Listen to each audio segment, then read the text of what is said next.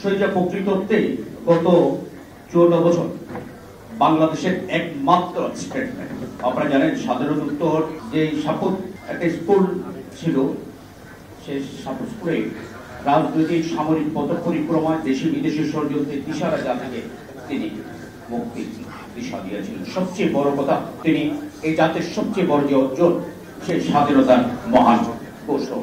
এবং শুধু স্বাধীনতার ঘোষক নয়, তিনি একজন বীর মুক্তিযোদ্ধা, মুক্তিযুদ্ধের সংগঠক। তিনি আধুনিক ও স্বনির্ভর বাংলাদেশ স্থপতি, বহুদলীয় গণতন্ত্রের প্রবক্তা, বাংলাদেশের জাতীয়তাবাদের প্রতিষ্ঠাতা এবং মুক্তিযুদ্ধের একজন সেক্টর কমান্ডার।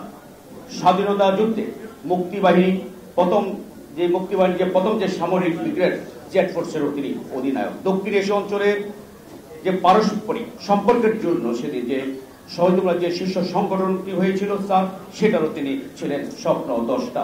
একজন মিশনারি, সার্থক এবং কীর্তিমান রাষ্ট্রনায়ক।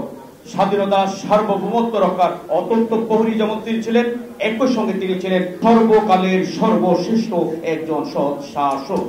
তার বিরুদ্ধে আজ পর্যন্ত তার চরম শত্রুরাও দুর্নীতির কোনো অভিযোগ আনতে পারেননি। সবশেষ যেটুকু বলি, আমাদের অহংকার অধ্যায়কে তিনি আলোকিত সমৃদ্ধ করেছেন। অল্প জীবনে বিশাল তার অর্জন।